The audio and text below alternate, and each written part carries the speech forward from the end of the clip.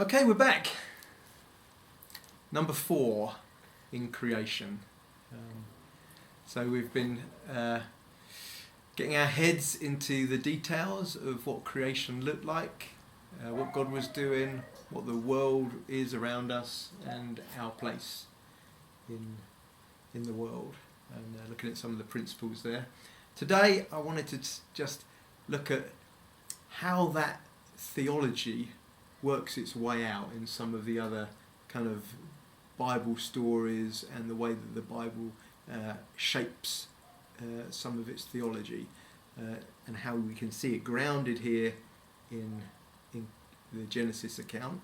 And if we can keep that as our foundation, then we'll have a good basis to then build our theological framework on.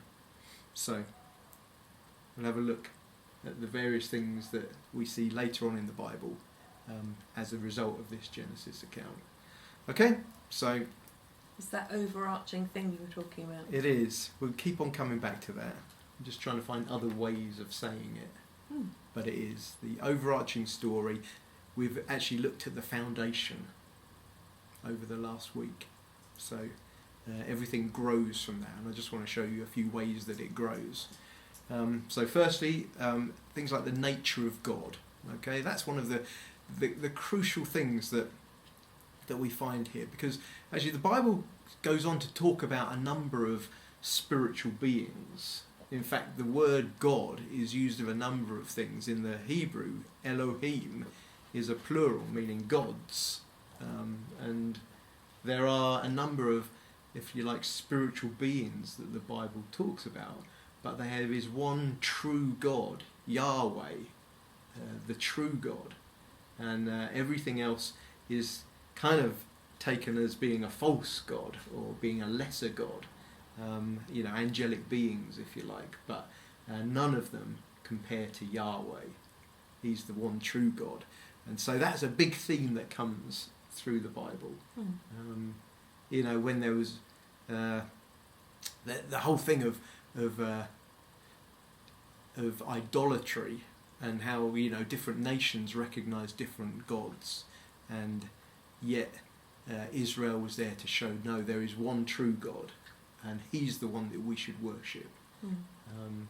And that goes right the way through, actually, into the New Testament. I know Paul goes to meet this crowd in Athens. I don't know if you remember, there's all these different gods, little statues and stuff to the various gods.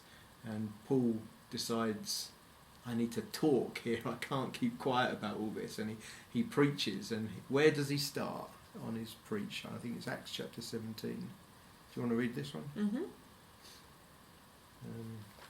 Here's Acts chapter 17. Verse 24. That's it. The God who made the world and everything in it is the Lord of heaven and earth, and does not live in temples built by hands. Okay.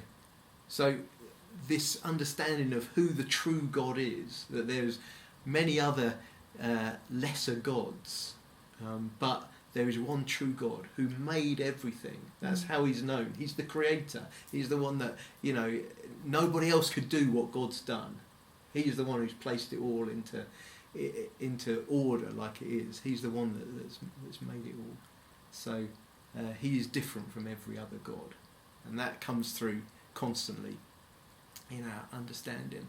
And also that the whole understanding of worship that we find from Genesis chapter 1, of the one true God that made everything, and He's the only one that's worthy of worship from us as humanity. Remember, we're, if you like, the pinnacle of creation. God put everything under our feet, and so when we start to worship other things, created things, giving our allegiance to them more than we do to the Creator God, then something goes deeply wrong in humanity. Ruins everything. Wrong in the whole of creation, and which is Paul's argument. If you read Romans chapter 1, he's trying to sort of put together his understanding of why the world is like it is, And he says, we knew God. Actually, at the beginning, we knew God, but we didn't glorify him as God, and we gave our allegiance to the created things rather than the Creator.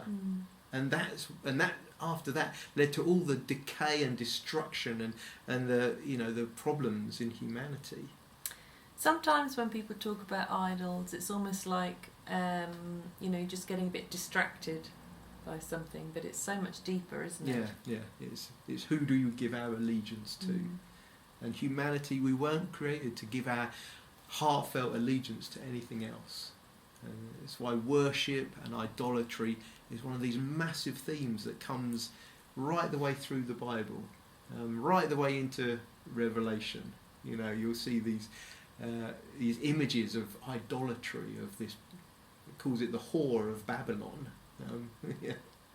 But it's like the false gods that crave our attention and that have humanity held captive. That God needs to come and set people free, the true God. You should do a preach on it. Yeah, there's plenty to preach Which on. whores are you visiting? That will get everyone's attention. Yeah, always talk about sex. People are starting to lose their concentration. Bring it back to sex. Top preaching tip. Okay. So, another area that we learn about from Genesis is the goodness of God. Yeah. That, this God who, we're starting to get introduced to in Genesis turns out to be a good God. Turns out to be a good creator, a caring creator, one that looks after his creation. And this theme, again, will develop. I mean, at the end, John would say about, not just about God, but that God is love. That's how he's defined. And everything comes out of his character of love. Everything, his faithfulness, his justice, his compassion, his kindness, his grace, his mercy, his judgment, everything comes out of his love.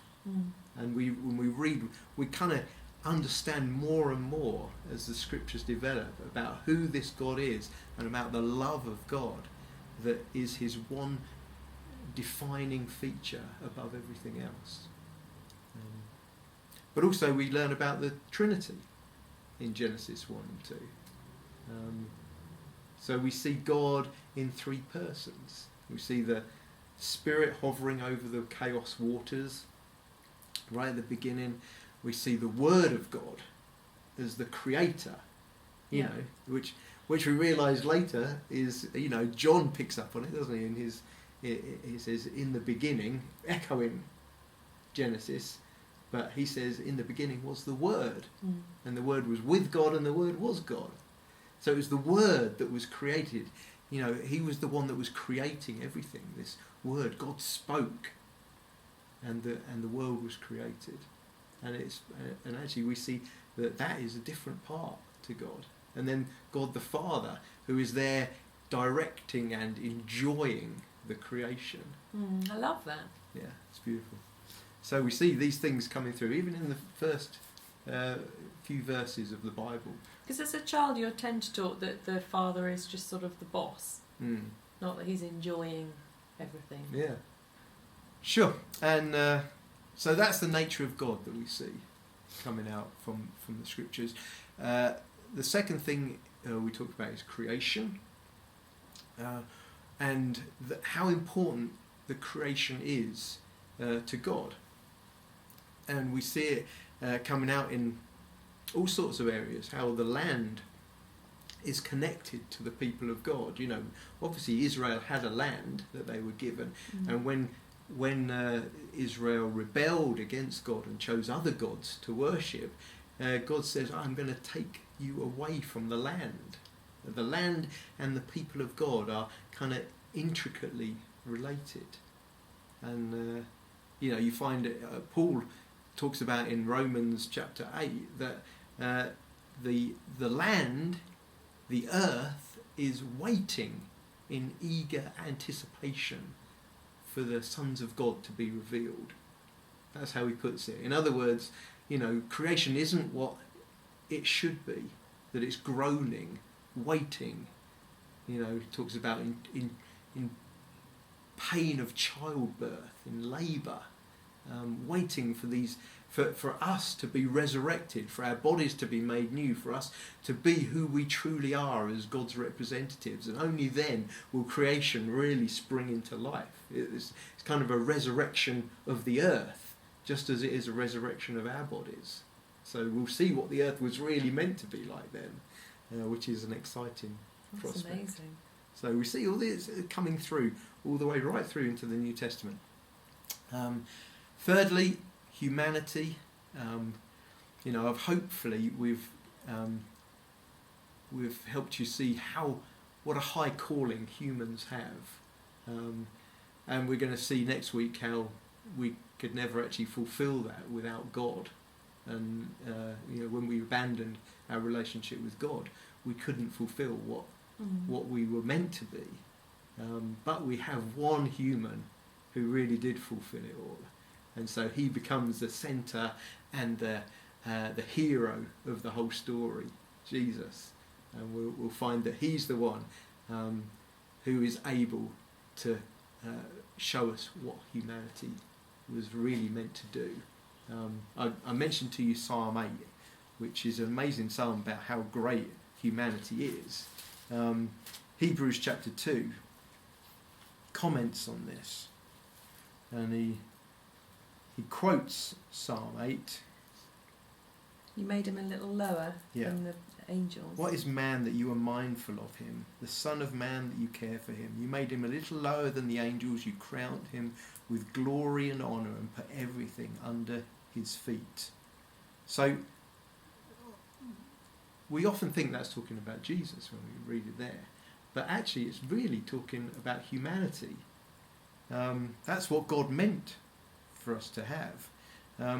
But the writer to the Hebrews goes on to say, in putting everything under him, God left nothing that is not subject to him. Yet at present we do not see everything subject to him, to humanity. Say that again. This is what he writes. In putting everything under him, under man, God left nothing that is not subject to him, to man. So everything's under Everything is under mankind. Yet at present we do not see everything subject to him. It's not how it's supposed to be. It's not how it's meant to be. Translating the Bible. Yes, thank you. Yeah, you're doing well as well. That's perfect. But, he says, we see Jesus. Yes. Who was made a little lower than the angels. Okay, he became a man, now crowned with glory and honour because he suffered death, so that by the grace of God he might taste death for everyone. What he says is this: he's the one we look to. Yes, we were meant to be rulers, but actually we've messed up. But we've got one that we can look to, who is the true ruler, not only of all of creation, but of life and death. He's the true ruler of everything. And so he's the one we look to, and he will lead us into glory. He's the one who's bringing us into glory. He tasted death on our behalf so that we don't have to go through that. And so, it's like when we think about humanity, and we think about the way that God wanted the world to be cared for, we see in ourselves failure, but we see in him the success that we can have. And actually we now are brought into Christ so that we can rule with him. And that's the joy of the New Testament. It talks about this rule that we have in Christ. Let's worship. Do you know him? Let's sing. Yeah, there's so many things we could talk about. I think we'll probably run out of time. But when we get to Jesus, I don't know how many weeks we're going to spend on him. But because he is the pinnacle of everything we're going to talk about. He's the one that has fulfilled everything that we couldn't do. And so we find our lives hidden in him. And that's where we now can be fruitful. We can live lives that are fruitful if we're living in him and connected to him. Apart from me, he says, you can do nothing. But if you abide in me, you will bear fruit. That's the way that God's called it to be. So that's how we're going to learn to live. So that is the creation. Preach it, Colin. We've done 4 sessions on creation. I hope that you get excited to see how this will all come into order and how the story follows itself through. So here's your assignment question. So you've got to actually write some stuff here. We're not going to just discuss it. We actually want to write it down so that you really get time to think it through and to put your own thoughts. And the question is, what kind of world did God intend for us to inherit as humanity? What was his plan in the world? So have a think about that, and you can write some of your answers that we'll look at together. Okay, hope you've enjoyed that. Bye-bye. Bye.